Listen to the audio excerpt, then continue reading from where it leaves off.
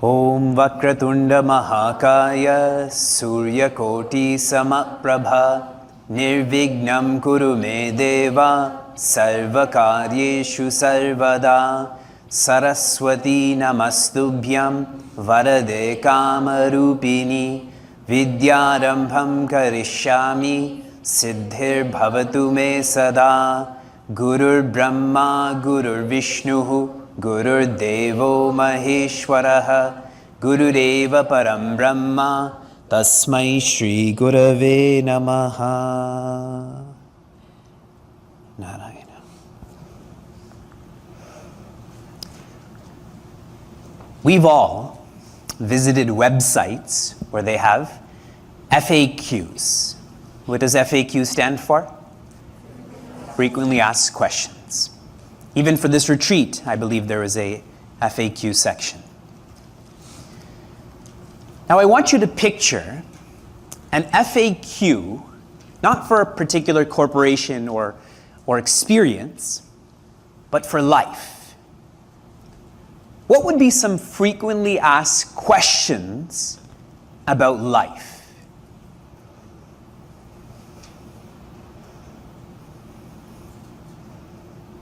Blank. Here's a FAQ on life. Nothing. I think there would be questions like, how do I direct the mind? Yes? How do I keep the body still? How do I get along with people? And one of the most common questions that people ask of me is, how do I know what I'm doing is right?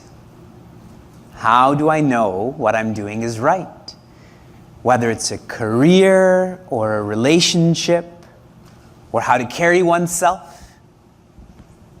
And if we don't know what we're doing, whether it's right or wrong, we're stuck then. We don't progress. We don't commit. True? Again, think about careers, think about relationships, about who you are. This retreat, these discourses are for us to become unstuck, to free ourselves from the barnacles that are living on us. You never thought you'd hear the word barnacle in a discourse, did you? And this is done through www. What does that mean now? What would the wise do? Because the World Wide Web is convenient, but it's not transformative. What would the wise do is transformative. And what the wise would do, their words are documented in the form of shastras or scriptures. And I'll give you a beautiful picture of this. Srimad Bhagavad Gita teaches the art of living. And Prince Arjuna, who was stuck in the beginning, is freed at the end. Yes? Srimad Bhagavatam teaches the art of dying. And Raja Parikshit, who was stuck in the beginning, is freed at the end. Srimad Bhagavad Gita, Srimad Bhagavatam are the words of the wise. Bhagavan Krishna, Shukadeva. The words of the wise that we are taking up is from Sri Kabir. And Sri Kabir is most relatable. He was a married man. He had 2 children, Loy and Kamal. Not a lot is known about Sri Kabir. In Sanatana Dharma, in our tradition, documentation is not a huge matter. And not because of lack of professionalism, but lack of doership. It's like someone who's donating anonymously. The donation happened, but they don't need to be at the forefront of that. Now you see society's changed completely. Anything I do, I did it. Even if it's a small matter. How corporations keep suing each other over patents, isn't it? They buy different corporations for those patents. That idea of doership, but with Sri Kabir, just like Acharya Shankara and so on, not a lot is known about them because their teachings are more important. Sri Kabir was illiterate. Even the youngest person in this room knew more than him in a traditional worldly education sense. But most literate when it came to that which is profound and meaningful, which is why he is a poet. And he wrote his poetry in the form of sakshi or saki. I've been using the word Saki, and I'm going to explain this. What does Saki mean in Hindi? Friend. Female friend, correct? Because Saki is like Vidya. Vidya means knowledge. That's also feminine. So Sri Kabir treats these teachings as a friend, as knowledge to himself. What an amazing relationship that his friend is. These teachings are this scripture. Do we treat our books like that? Do we treat our teachers as friends? We treat them as employees, isn't it? Books are a burden to us. But he calls this as Saki. In a more traditional way, they're called Sakis. You may have heard that more regularly. Saki. And Saki is a short form for Sakshi. Sakshi means that which the eyes are seeing. Sri Kabir, though illiterate, learned a lot from his own experiences. Yesterday we took up an example from a garden, correct? Those buds who are crying out to that gardener. We talked about another example of how everyone is squabbling about Maya, and nobody really knows about what Maya is. And he's only learning that through listening to others. Most relatable are Sri Kabir. He never encouraged renunciation. He only encouraged non-obsession.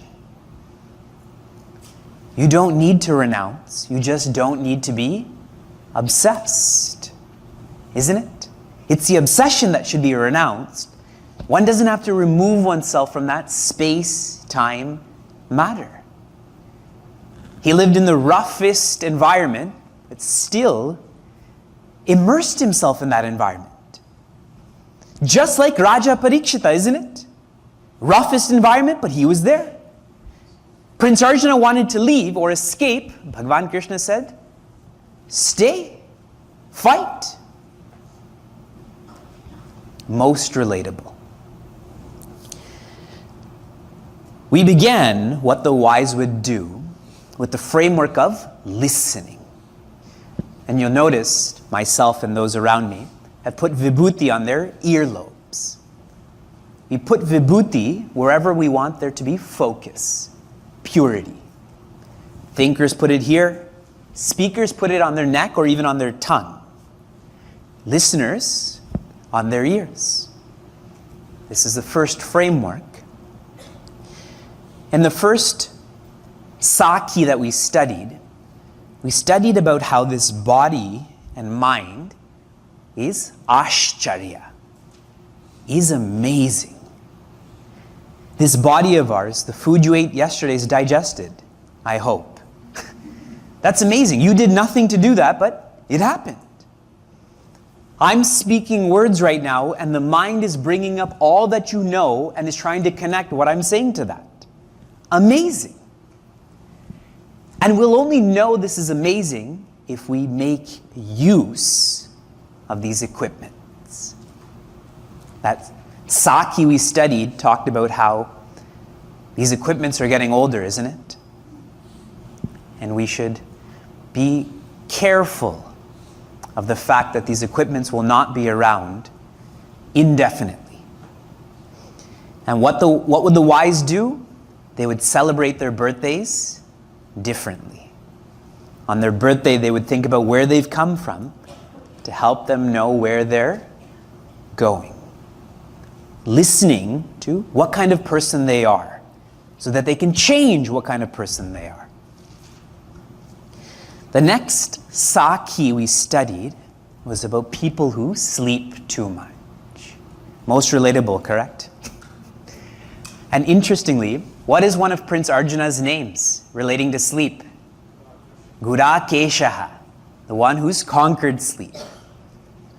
But he was only called that later, when he started to speak. He started to listen. This sleep is sleep to our potential. All of the younger people in the room, what is the greatest gift you can give your parents? Greatest gift you can give your parents? A college degree? A cool spouse? Beautiful grandchildren? I think the greatest gift my son can give me, that my wife can give me, that I can give my parents, is for them to not have to worry about me. For me not to have to worry about them. Parents, correct? That is the greatest gift your kids can give you. You can age and die gracefully knowing you have nothing to worry about. In my travels, a frustrating part of my travels is coming to centers, meeting seekers who aren't releasing their ability. They can be more, they can do more, but they're not releasing that. That's what Sri Kabir is saying is, why are you sleeping to who you are? Why are you being complacent when you are more? And here's a gauge of whether you're tuning into more. A gauge of someone who loves the opportunity of using this body and mind is someone who actually sleeps less. Consciously, not because they can't fall asleep. But they treat sleep as an obstacle to them using their body and mind. That's very different than what we see happening in schools and society, isn't it? That they love being awake. They love Monday mornings. And here's where we studied, what would the wise do? Every day they would wake up and say, am I more confident? Am I more courageous? Am I more content? Arjuna's disease, his first disease is moha. He's confused. Opposite of confusion, confidence. He is experiencing bhaya or fear. Opposite is courage. He's experiencing shoka or sorrow. The opposite is contentment. Am I growing up from being a diseased Prince Arjuna to the Prince Arjuna? In the third Saki that we studied, Maya is not this abstract idea. Maya is, what is Maya?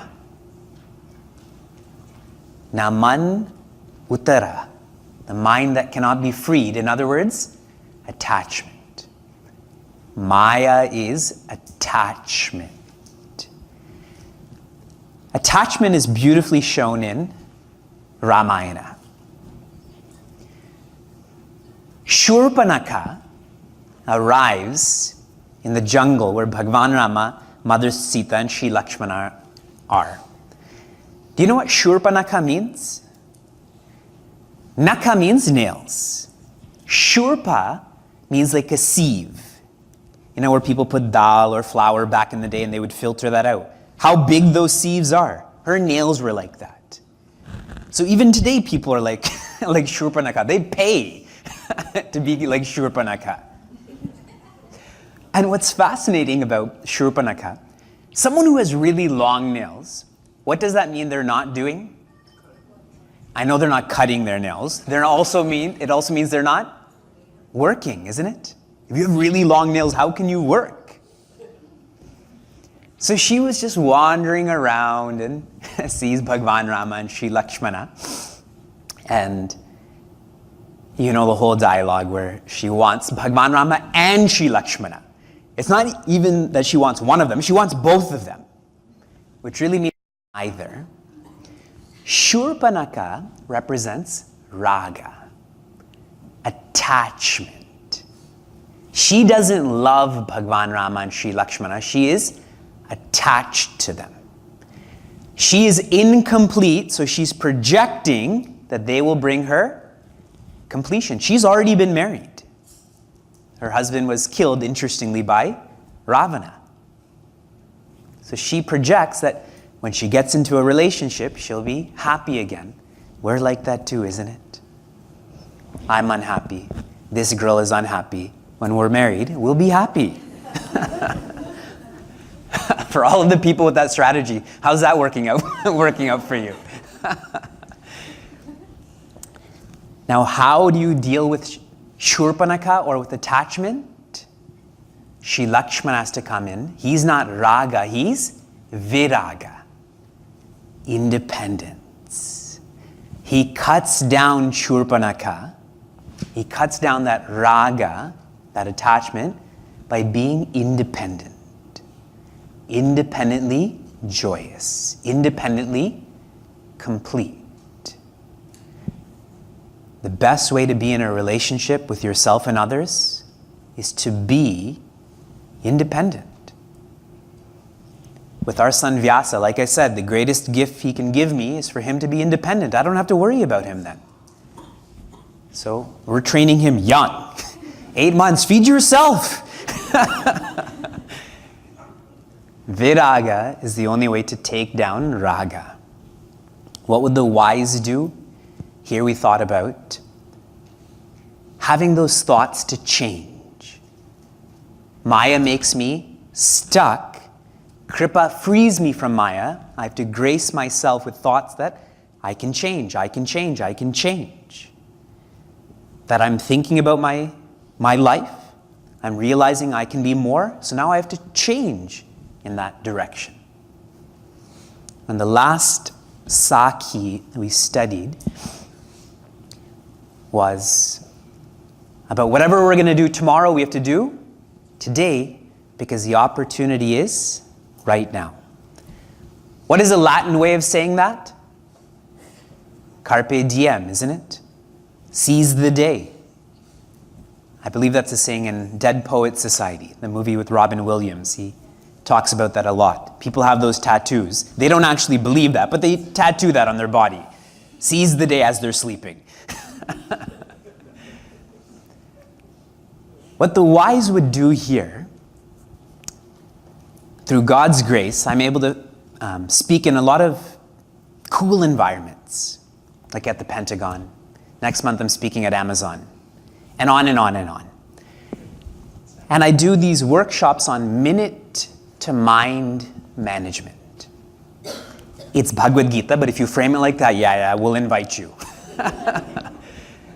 That those who learn to manage their minutes, it's the same as managing your mind, isn't it? Time is subjective.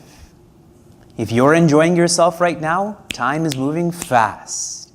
If. And if you're not, you invited him again? I was in Pittsburgh and I had to speak in Cleveland the next day. And I finished a satsang in Pittsburgh, and I was coming back after Cleveland. The family I was staying with had 3 kids. The eldest son I brought with me because I was coming back. And some young adults were with me. He was sitting in the middle of the car and quiet because everyone else is older. We were driving, and to get him to speak, I said, "What did you learn from yesterday's satsang at your home?" He says, "Well, Vivekji, in the 2 hours that you spoke, I only spoke for 45 minutes. But for him, it felt like 2 hours. This sati, what the wise would do is they would never waste time. They would not waste food. They would not waste their clothing. They would not waste an opportunity. They will not waste their mind. Listening. When we listen, we know there is more to life than meets the eye. There is more to us than we are being. Do you agree? Do you feel that about yourself? I think so. And the more honest we are, the more carefully we will listen. Now that we know we can be more, our next framework will not be listening, but the evolution of listening is learning. Now I know I am more, but how do I release this? How do I manifest this? I need to learn. And we will study some sakis related to that.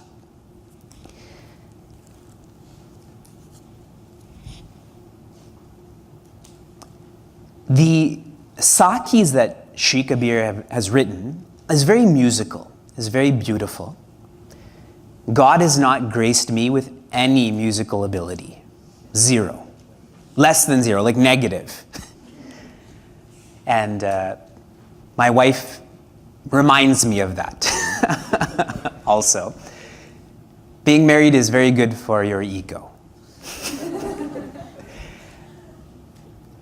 Nonetheless, trying to bring in some of the beauty of the poetry, I will chant the whole saki, and then we will chant this together, slowly, because you don't have these sakis, but I want you to hold on to these more.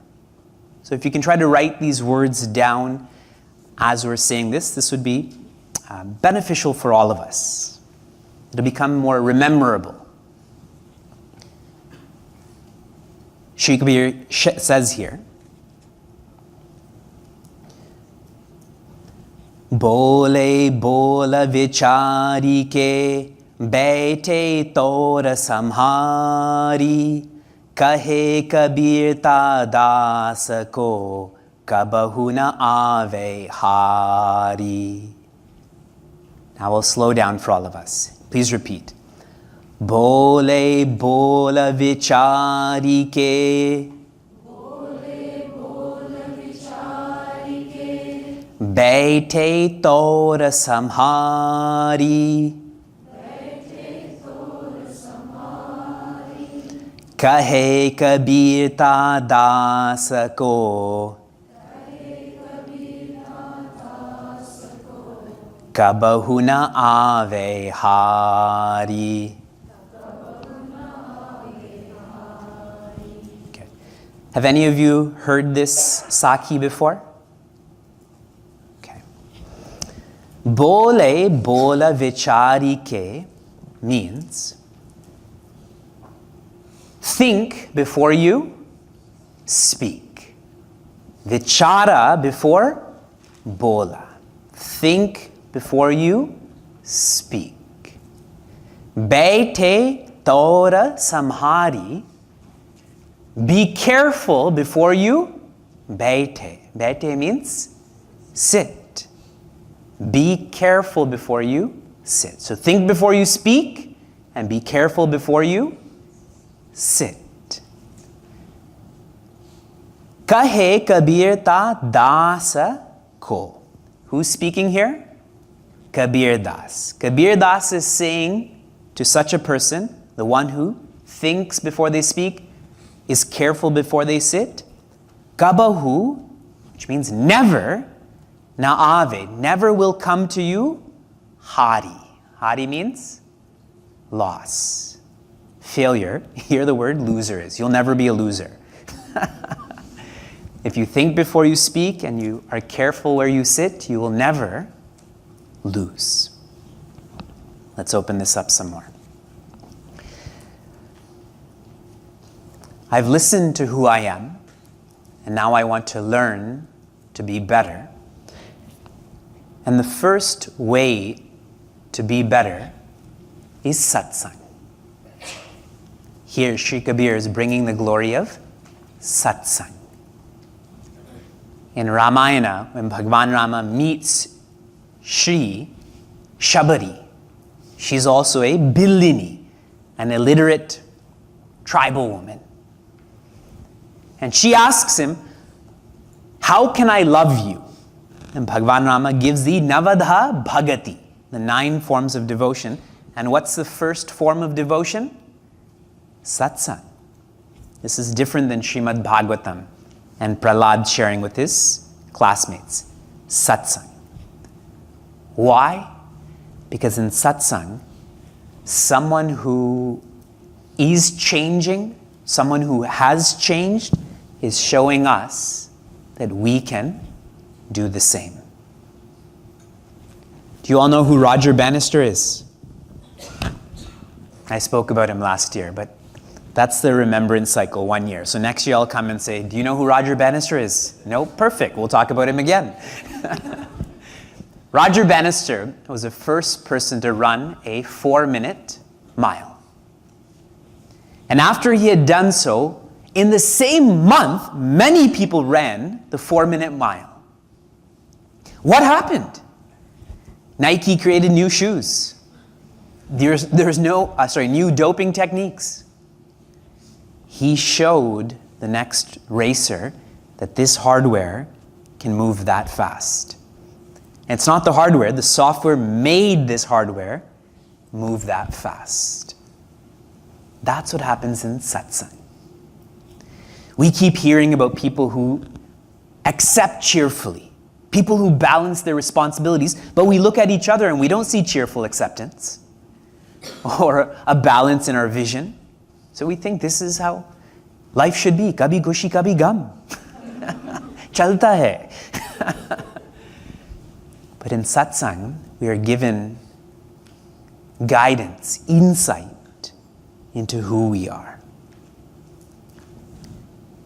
Bringing this to a more relative level, every one of us is an influential person.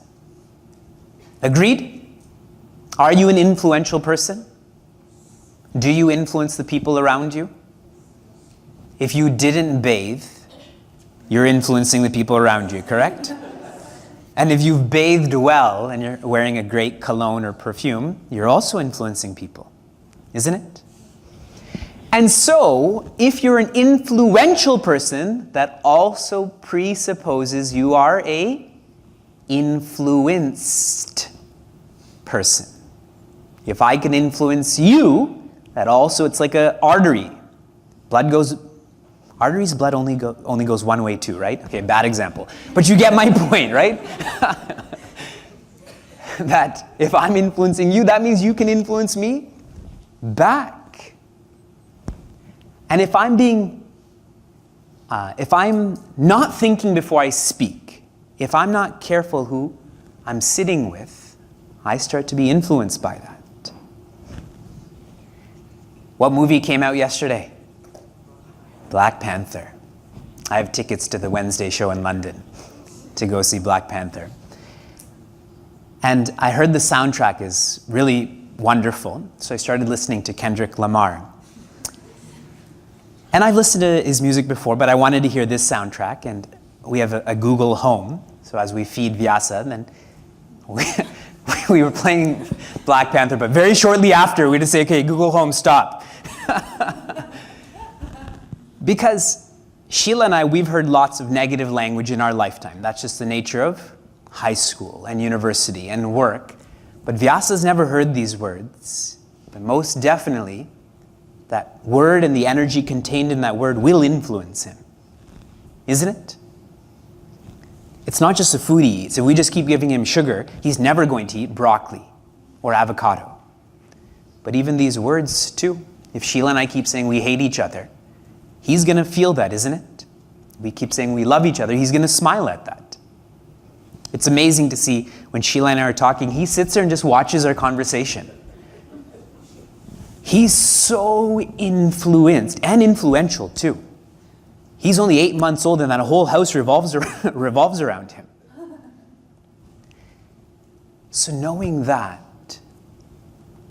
Be careful where you sit.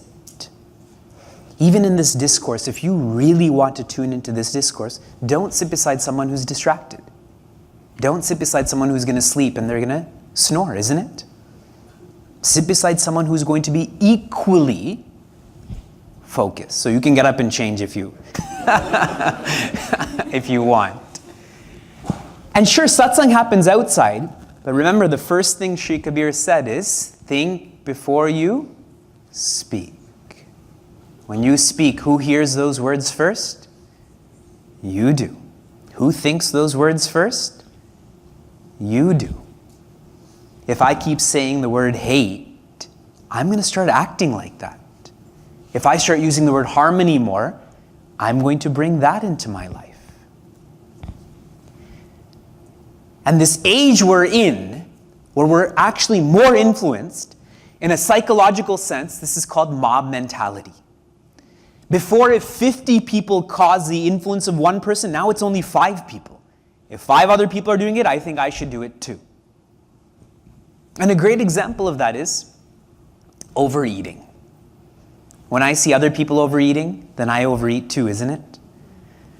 But at dinner, if there's carrot cake, this is how I subliminally get what I want for my meals. We don't want carrot cake.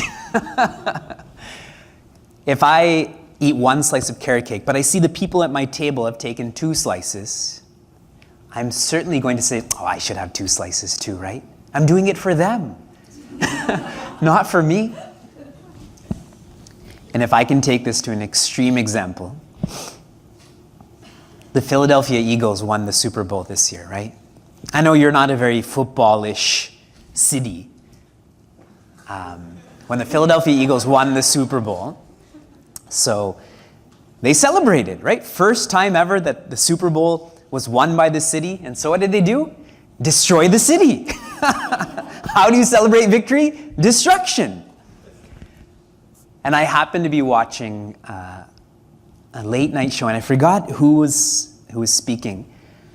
But during this parade, a person thought that it was wise to eat some of the horse dung that was on it. And why did he choose to do that? Because everyone else was saying, do it, do it. Correct? So now here I'm saying too, okay, let's bring some here. Do it, do it. Everyone else is like, what are you doing? But see that mob mentality. That person is so influenced that he's ready to eat defecation. And it sounds, what a crude example, but some of the things we do in our life we may not eat. I don't know what I'm saying, we may not eat. We don't eat defecation.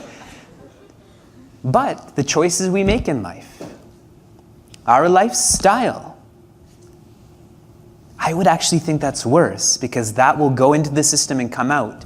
But if I have a negative friend as an example, I'm in an abusive relationship or a career I hate, that's much more comprehensive, isn't it? Much more destructive. What would the wise do? If you want to change, you have to change your role models. If you want to change, you have to change your role models. That's what this Saki is trying to bring out to us today. Change our role models. Who do you follow on Twitter, as an example? Those are your role models, no? Those words are coming into your stream.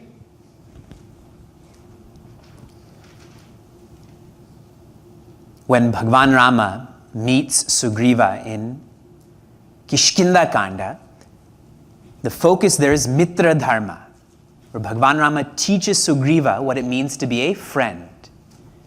I'll ask you before I tell you what Ramayana shares. What is a friend?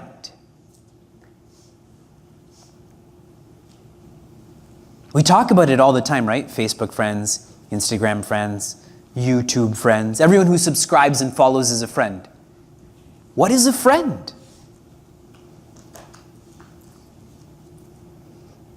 fascinating, no? We have a 5-year-old in this room.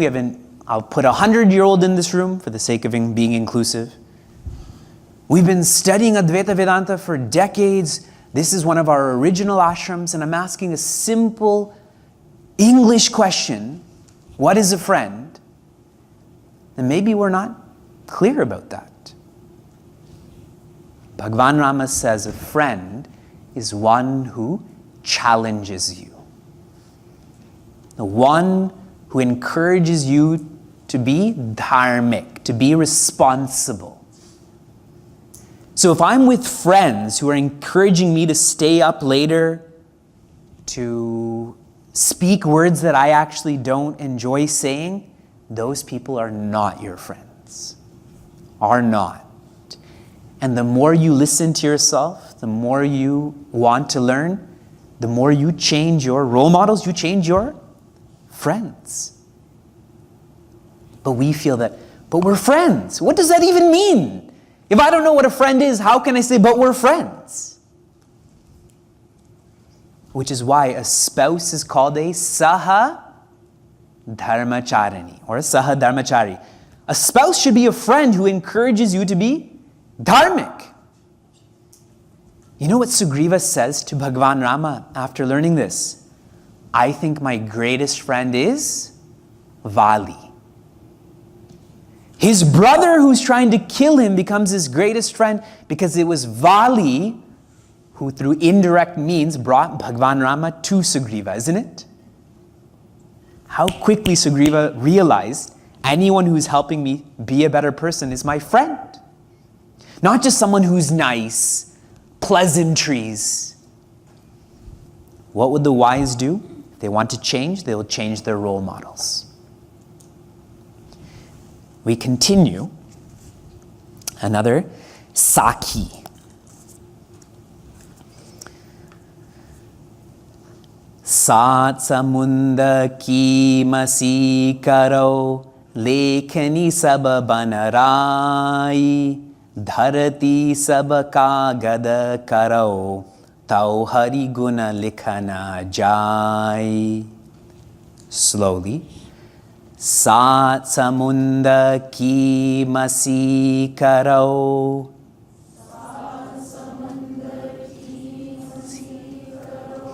lekhani sab banarai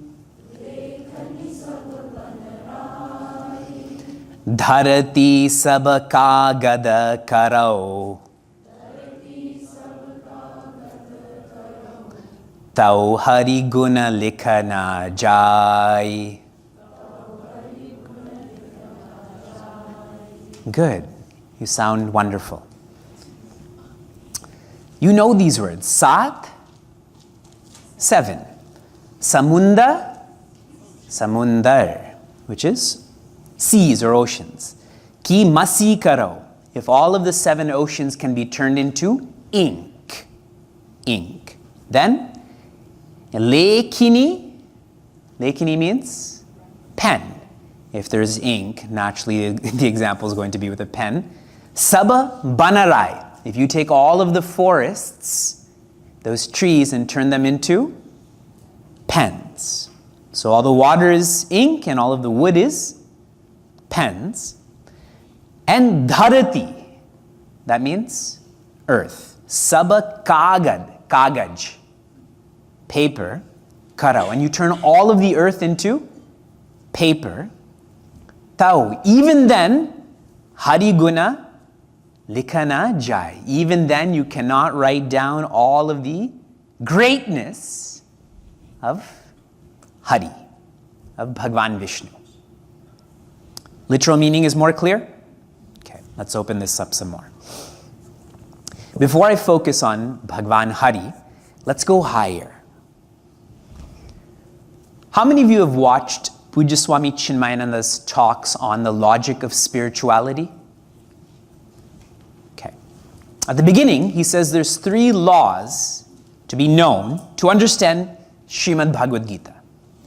Number 1, every effect has a cause. Any fighters to that idea? Okay. Number 2, multiple effects can be derived from a single cause. A tree can make a toothpick and a pencil and a stage.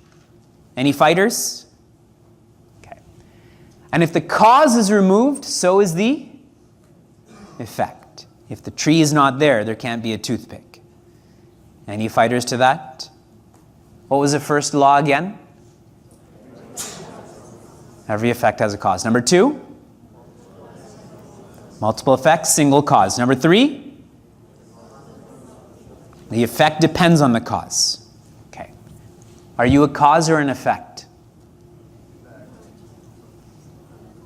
You cause stress. But we're also an effect, right? We are born to parents. Our parents, cause or effect. They're the ones causing you stress. And they're actually the biological cause of us too. And we can keep on playing this game, but logically you must come to the conclusion or realization that there is a uncaused cause. If every effect has a cause, and you keep on going with that, but how did this begin? Let's say the Big Bang Theory, but how did that point of energy come to be? There has to be, please think about this logically, has to be a uncaused cause. And if that cause is uncaused, then that means that cause also will be unchanged. That cause was not created, so that cause cannot be destroyed. If that cause is not created and not destroyed, that means that cause is, if something cannot be created or destroyed, then it is infinite. Infinity cannot be created. Can you use awesome calculators and create an infinite number? You can create an infinite number. So a huge finite number, combination, permutation, another huge finite number. Can you create infinity? You can't. Kids think that. When I was growing up, I thought infinity was growing.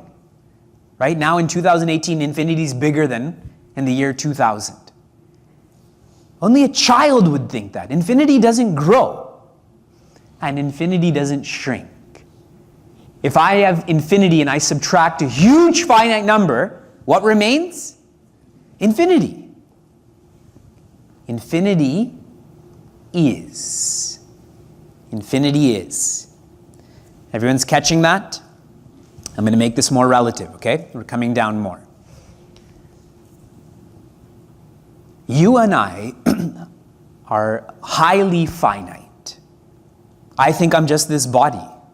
I think I'm just this name. And if you say anything bad to this name, I'm offended by it. Even if you're talking about another Vivek, if you say, that Vivek Sharma is so stupid. I think, hey, his name is Vivek. Leave him alone. Leave him alone. The form and name of infinity we call as Bhagwan. Infinity given a form and a name is Bhagwan. Infinity with a form is this beautiful man sitting like this, and the name is Shiva. Or the beautiful form of long curly hair and a beautifully pressed sari, and the name is Siya or Sita. Yes, it's a form and a name.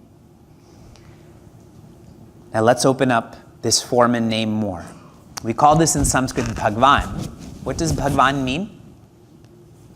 Bhagya. Many of you have this name, Bhagya Lakshmi, Bhagya Meenakshi, Bhagya. Bhagya means fortunate. Fortunate. Now if we pause here, who do you consider to be fortunate?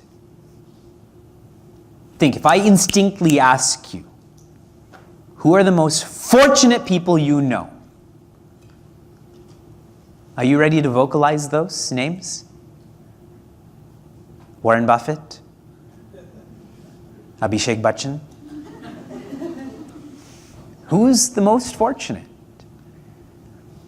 If you're in this retreat, if you're focusing on listening and learning, the most fortunate are the ones with the most virtues.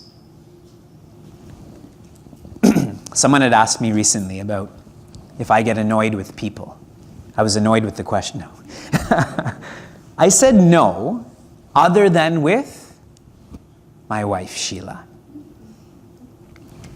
And her with me too. It's not just I'm annoyed with her, she's also annoyed with me. We're happy.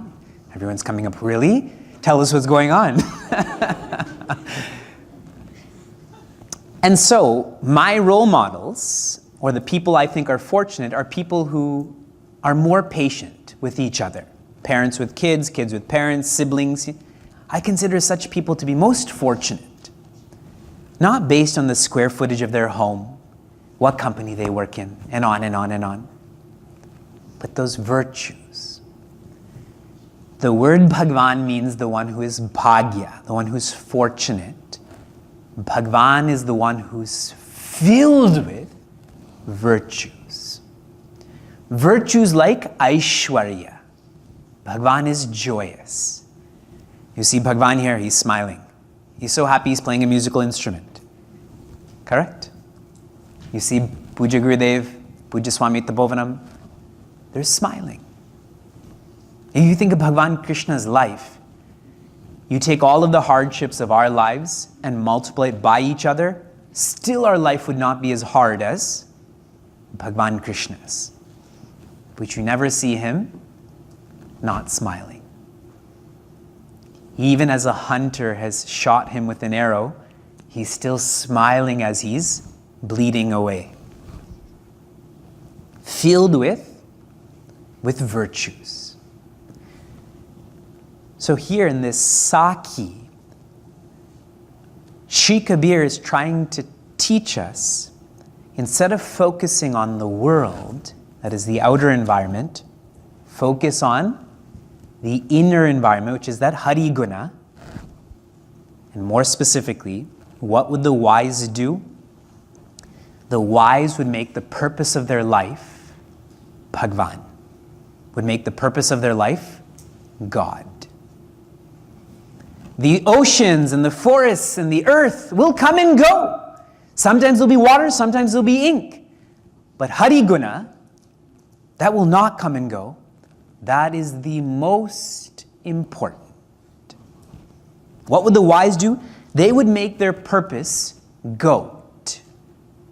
What does GOAT stand for? Greatest of all time. People think Drake is the greatest of all time. People think Stephen Curry is the greatest of all time. This is a good place to talk about Stephen Curry. So I help with the Cleveland Center of Chinmaya Mission. So every month I go to Cleveland. Now you're also supposed to say, boo. We have two of our mission members who made these really awesome shirts that said, "We are Indians, but we hate curry." So creative. That photograph went viral. That everyone saw that t-shirt. Now there's so many t-shirts that say, "We are Indian, but we hate curry." In Cleveland. But the greatest of all time is not Stephen Curry or Drake or any other name we're going to put in there or form. The greatest of all time is God. And that should be our purpose. Is that your purpose right now? Does school teach us that?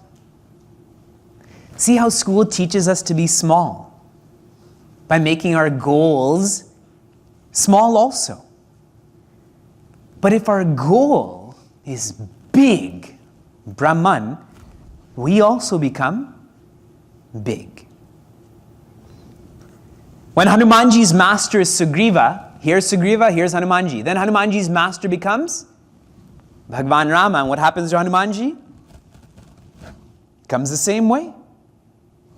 Your purpose should be the greatest of all time. And I'm not even saying to become the greatest of all time, because we may become arrogant in that. But my purpose should be to know the greatest of all time. And I know we like to be results-oriented. I'll even tell you the results of this. The highest gain in life is when we no longer seek gain. The highest gain. You know you have the highest when you no longer seek gain. How will that be possible? Only when our purpose is the greatest of all time. Hari, Bhagwan, who is that uncaused cause. At a devotional level, we call the uncaused cause our original parent. And that will come up more clearly in the next Saki that we study. Kasturi kundali base mriga dunde banamahi ase gati gati rama hai duniya dekhe nahi. Slowly. Kasturi kundali base mriga dunde banamahi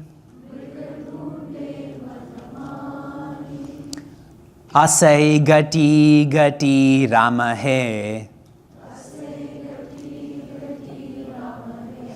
duniya dekhi nahi.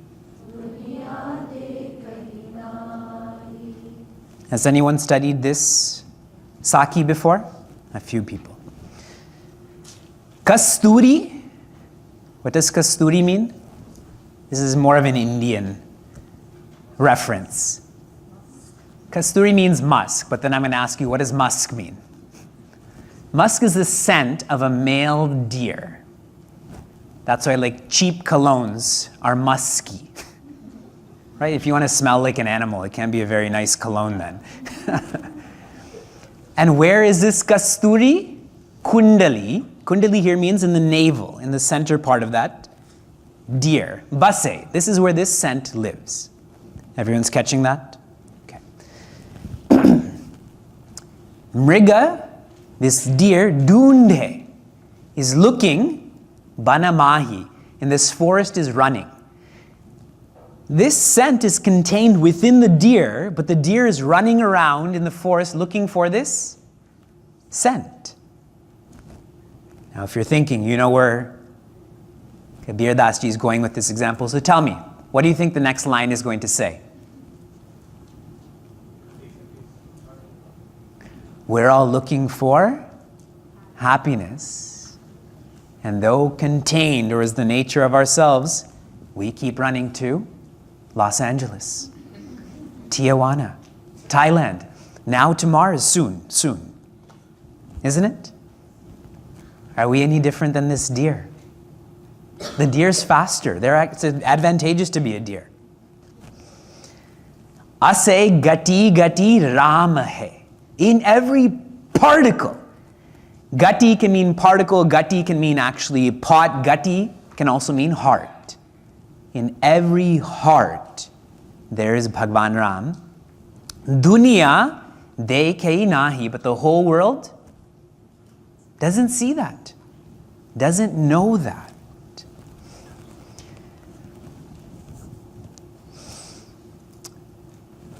Let's come back to infinity.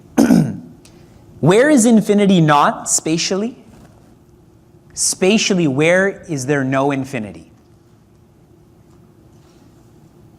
Where is infinity not? In the Earth's core. In a quark. Infinity is all, spatially. What about time? Is there a time when infinity is not present? What about matter? Is infinity here? In this bottle? Is infinity in this watch? In this hand? Infinity, all space, all time, all matter. Where else is infinity? Who else has to be infinity then? You do. And every time you say that you're not infinity, or you're not divine, or you're not God, think about the insult to Brahman, that you're denying the possibility of infinity. Because if I say infinity is in all places other than me, I've actually made infinity finite, because that's not me. People do that with religion, isn't it? Jesus is the only God. Buddha or bust. But if Jesus is the only God, then I've made Jesus finite. If it's Buddha or bust, then Buddha has become finite. Infinity implies infinite possibility. Infinite possibility. And if you deny any possibility, you are denying infinity. Think hard about this. There's not been a single experience that we've gone through where we've not been divine. Not a single experience that we've not been divine. That's why Acharya Shankara says in Nirvana Shatakam, in the last shloka, he says, Na muktihi, there is no freedom because na bandhaha, I've never been bound. Freedom is only for the bound, but you're not bound, so you can't be free. Some of us get this. And in getting this, yes, Sri Kabir is right. I am God, but not you. Superiority complex. Or you are God, but not me. Inferiority complex. If anyone here feels superior or inferior, then that means we don't know what infinity is. But we learn it, isn't it? In computer science and physics. But what do we learn? Information. We do not learn our relationship with infinity. That jnana is not there, isn't it? I'll make this more relative. The cause pervades the effect. When the cause is removed, so is the effect. So let's go back to wood. Wood is flammable. So this stage is also flammable, correct? If we carve a murti of Bhagavan Shiva in wood, that's also flammable. Who did I say our original parent was? Bhagavan. Bhagavan is the cause, and the cause pervades the effect. If you are a son and or daughter of God, that means you are the same virtues. When Vyasa was born, everyone said he looked like me. The people who held me when I was a baby, they said by us holding Vyasa, we're reminded of when we held you. Obviously, he's going to look like someone in our family, whether it's me or Sheila, who are our parents, isn't it? On a daily basis, Sheila tells me, you're becoming more like your father. I hope she's saying that positively. But it's true. Aren't we all like one of our parents, physically or personality-wise? Because they're our cause. We're the effect. Now, in this Saki, if I'm taught and I'm learning that actually my original parent is Ashutosh, Bhagavan Shiva, who's easily content. Bhagavan Rama, Ahetuki Karuna, the one who has uncaused compassion. Hanumanji, most disciplined. Sri Lakshmana, who never slept for 14 years. If I know my lineage is like that, then I start to actually release those virtues, isn't it? But if I think I'm hopeless, I'm useless, I'm dumb, I can only do this. Sometimes when I meet people, what kind of person are you? They'll say, I'm just a teenager. I'm just a housewife. I'm just an IT professional. As soon as you bring in that just, who's denying you there? you are. That word just can be very harmful. What would the wise do? If the purpose, in the previous Saki, if the purpose is the greatest of all time, to know the greatest of all time, what would the wise do for this Saki? The path is virtue development. Virtue development. What would the wise do? Were people born wise? They grew to become wise, isn't it? We have to follow the path of virtue development. And now someone may be thinking, what virtue? Yesterday I asked everyone, what is one vice we all have? What's the one vice? We have many vices. What is one vice we all have? Anger. What is the opposite of anger? Opposite of anger. Patience is good. I'm looking for another word.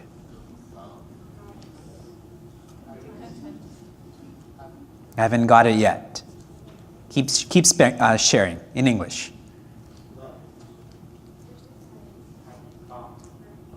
Who do you get angry at the least?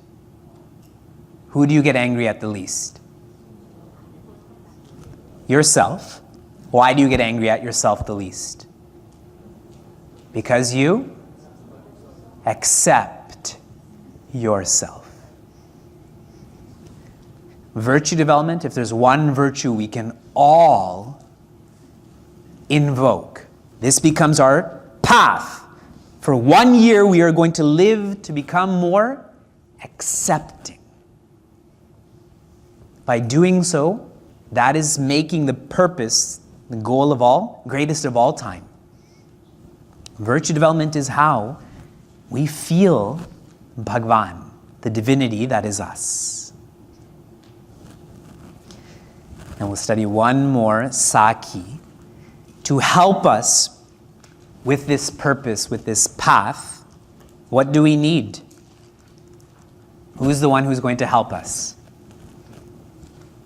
Guru.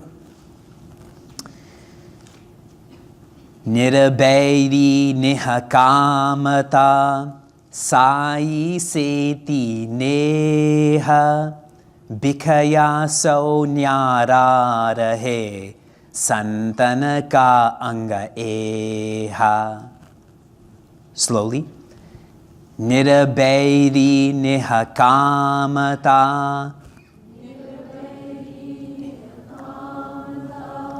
sai seti neha bikaya so nyara rahe santanaka anga eha. Anyone? This Saki before?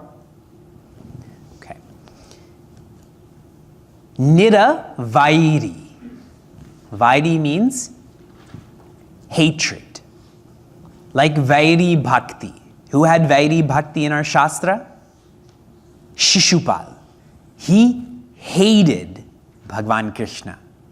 But it's called Bhakti because whoever you hate, you actually think about constantly. Niravairi means without any hatred.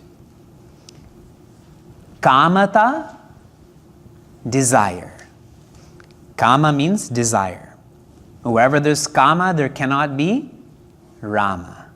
Rama is joy. And where there's Rama or joy, there cannot be Kama. Niha Kamata means without desire. So without hatred and without desire. Sai seti neha.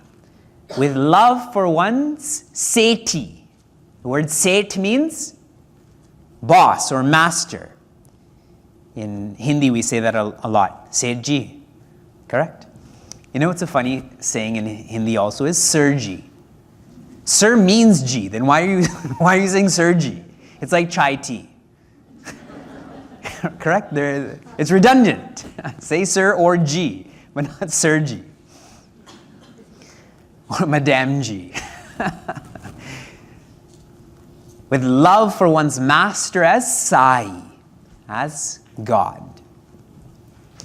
Bikaya so nyara rahe, and staying away from bikaya is actually vishaya. Vishaya means sense objects or pleasures. Sandana ka anga eha, these are the characteristics, these are the anga, the limbs of a santa or of a guru. Now I just talked about how our path is virtue development, correct? And virtue development only becomes possible when we see someone who's living like this. Now in this Saki, the virtues are mentioned and someone who's living those virtues. Elaborating some. Every one of us has 5 debts. They're called the Pancharinas. The debt we owe to nature's forces, Devarina. The debt we owe to nature's beings, Bhutarina, like worms and cows and bees. Samadrina, the debt we owe to society, firefighters, the military, teachers, volunteers. Pitarina, the debt we owe to our family, who gave birth to us, who gave us values, taught us how to shave, how to cook. But the deepest debt that we have, the closest rina, is called Rishi Rina. The debt we have to those who are guiding us to be happy. I'm going to elaborate on happiness some. When you're happy, it doesn't matter what you have or what you don't have. When you're unhappy, it doesn't matter what you have or what you don't have. So what should be the focus? Happiness. In a setting like this, I had asked a group of people, why do you come to classes on Sunday?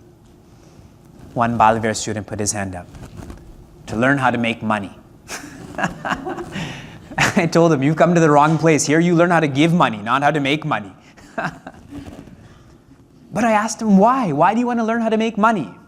So I can buy this. Why do you want to buy this? So I can have this. Why do you want to have this? So I can give this. Why do you want to give this? And he was clever. So everything I asked, he also had a response for. Now his Balavar teacher was watching all of this. So she kind of shuffled to him and hit him and said, just say happiness.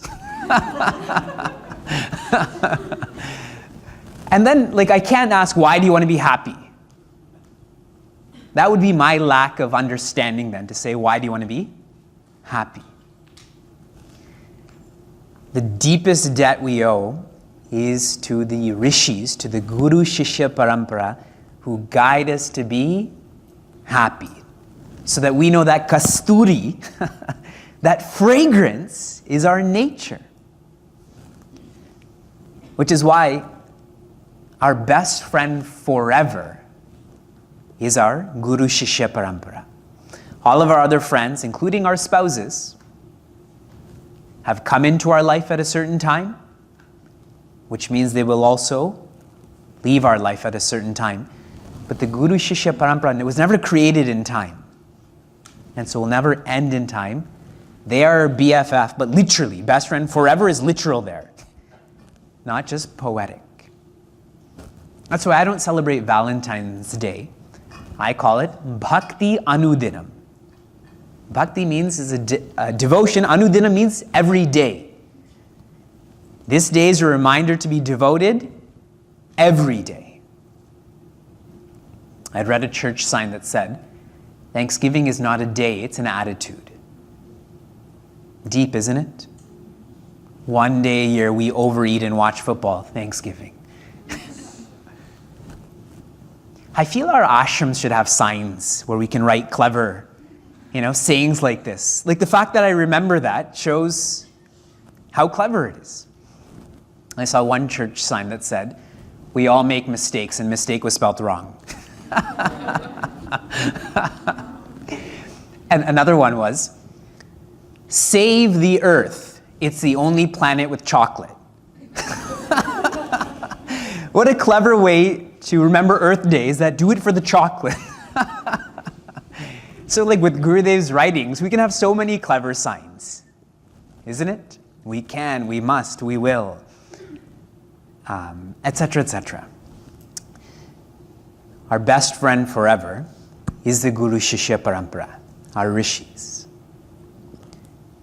Making this more relative, how do you get connected to the Guru Shishya Parampara? Registration fee.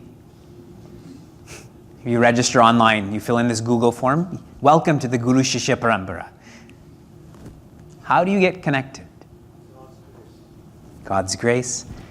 And if that's the answer, how does God's grace begin to flow?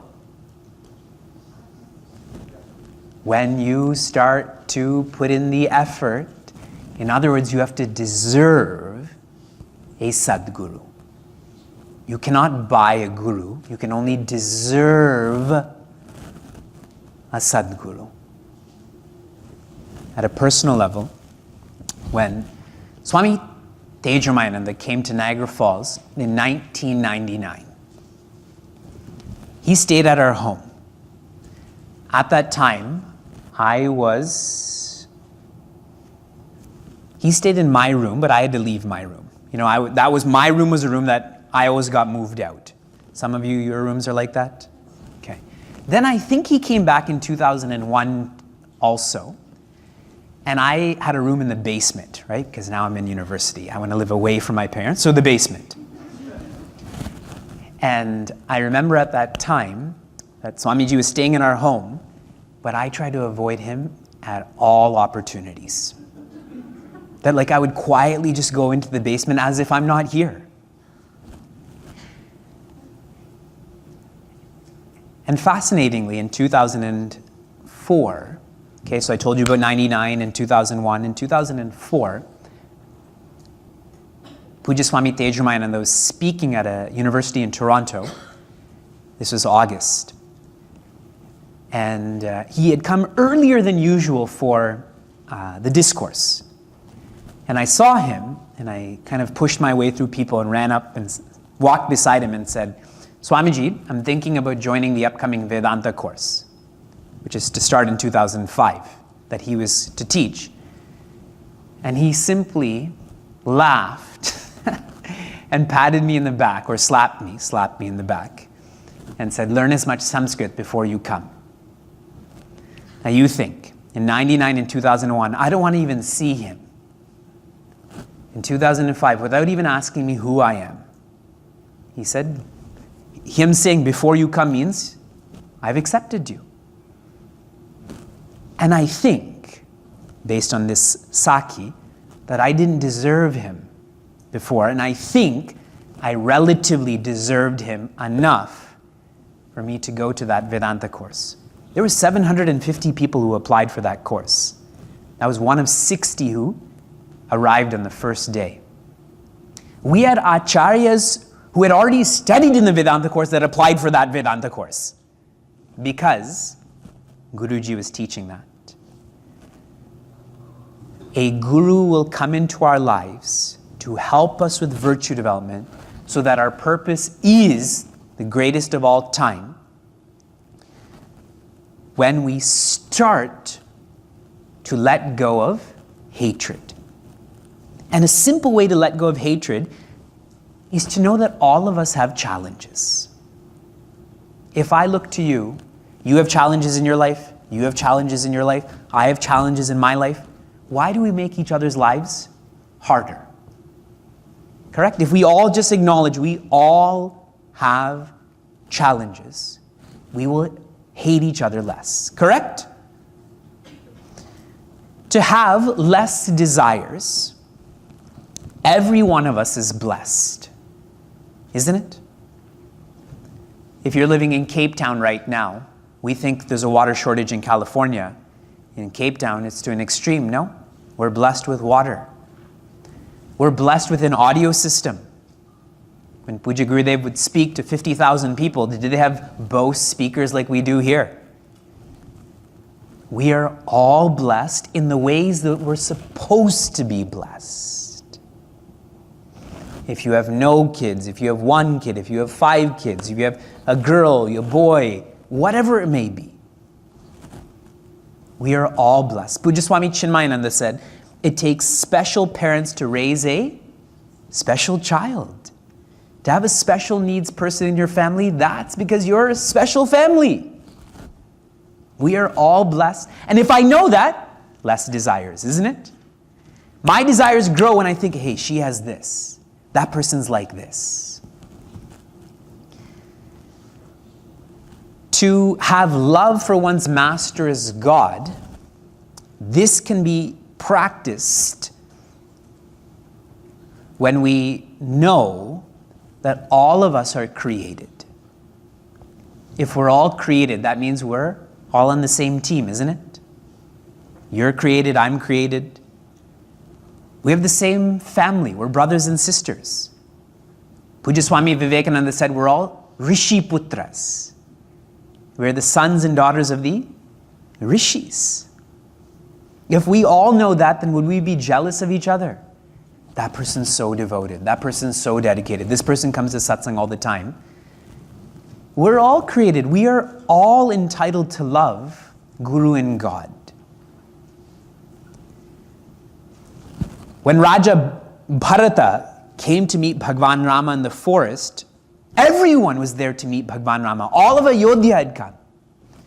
And Bhagwan Rama manifested himself so that everyone thought they were meeting Bhagwan Rama first. See how this portion of this Saki comes to life. And tomorrow I will talk about this more, this idea of Vishaya so nyara rahe, to stay away, to be careful about pleasures. Built into every pleasure is pain. Best example, a buffet.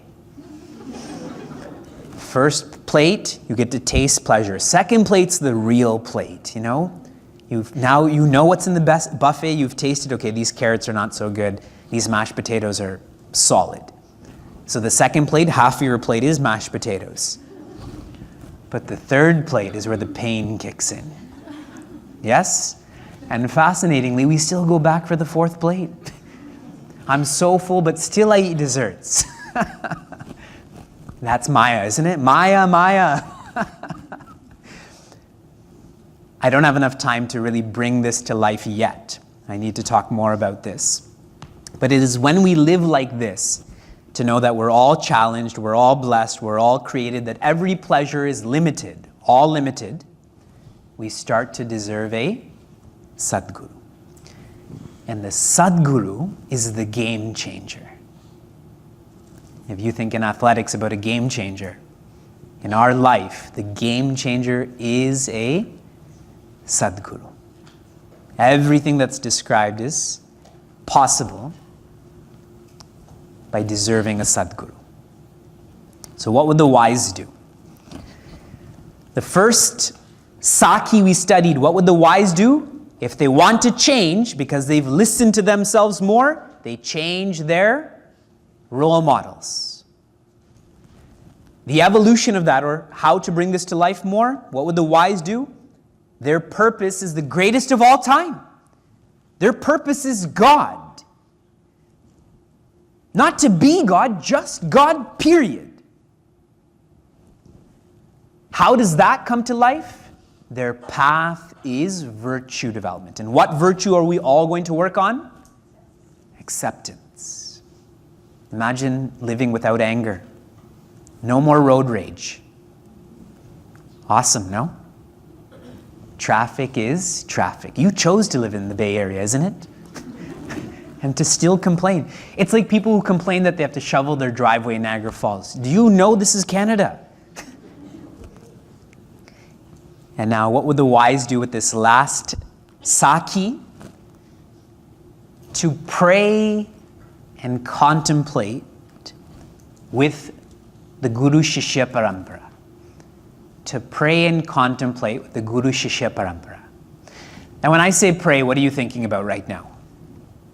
Tell me, instinctively, what are you thinking? Chanting, yes, what else? Getting up, taking a shower, putting vibhuti all over yourself, right? Just wearing a dhoti, chanting Rudram. Bhagavan Shiva only understands Rudram. Pray here means to talk. Talk to one Sadguru. Now where can you talk to the Sadguru? Only back there. Only in your room. Walking to school, at the bank, in the shower. We think about the most useless things in the shower. Make that your prayer room. You know, you lock the door, you and Guru talk. Prarthana. In prayer, we talk to Guru and God. In contemplation, they talk to us. But we have to initiate that dialogue. So speak and listen. In Sadhana Panchakam, the teaching is Pratidinam Tat Paduka Sevyatam. And the sadhana I give for this sadhana of Acharya Shankara is to visualize your Sadguru with you. As you're walking, talking, banking, engaged in athletics, visualize your Sadguru with you. Yesterday on the plane, I was thinking about who I love the most, people I love the most. And I came to the conclusion, I love those who I think about the most. And for me, this was Swami Tejramananda. That even though he's in Bharat and I'm a whole hemisphere away, but all that I do is with the thought of him. And if I can make this even more relative, someone had told me, if you wouldn't do it in front of your grandparents, don't do it. And all of our high school and especially university students, if you wouldn't do it in front of your grandparents, don't do it. What time would you sleep then? 8:30 p.m. How you would eat, correct? What would you eat at a Chinese restaurant? Vegetables, rice, tofu, not what we eat in our cafeterias. Fast food. Like if I took my nani to McDonald's, she'd have a heart attack not even eating anything there. McDonald's, Mac Paneer.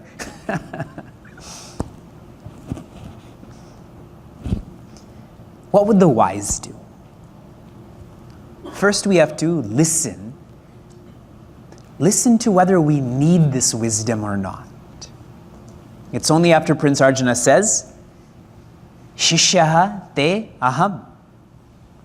I'm your disciple. Then Bhagavan smiles and teaches. But until Prince Arjuna is honest with himself, he doesn't ask for help. Bhagavan Krishna doesn't help him. And once he is listening to himself, that he is more than what he's experiencing, then he has to start to learn. And here we're learning that to change our role models, that our purpose should be God. Our path is the virtues that are godly, and to connect to the Guru Shishya Parampara, because the Guru Shishya Parampara knows the path and the purpose.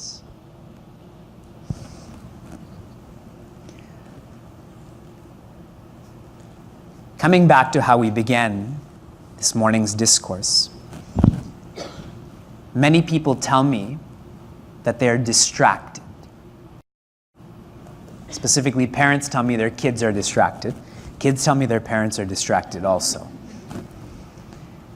Nobody here is distracted. We do not lack concentration, we lack interest. Whatever we're interested in, we concentrate on. Some of you are very interested in what is being shared, and I can tell. You're concentrating, you're you're making this your own. Some of you are moderately interested, some of you are disinterested. All fine. At no level am I taking it personally in any which way. This is why I've been doing this for 10 years. And it's that level of interest that will determine the level of concentration. If you're disinterested in this, but instead of our 7:30 to 9 discourse, I have a pirated copy of Black Panther. Will you be hungry? Will you be thirsty? Will you be sleepy? Will your knees hurt? You'll the entire time sitting like this, correct? Contemplating on Black Panther. We do not lack concentration, we lack interest. And what we're interested in now, right now, is information. Social media, sports scores, robotics.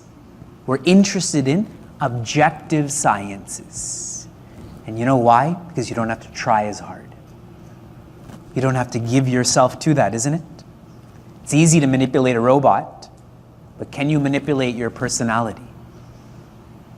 It's easy to write, "I'm sorry," on Facebook, right? "I'm sorry." Just general, "I'm sorry," period. But to argue with a sibling and say, "I was wrong," how much more learning is required? Listening, learning, and then we have to start to manifest this more. That is loving, where we will continue.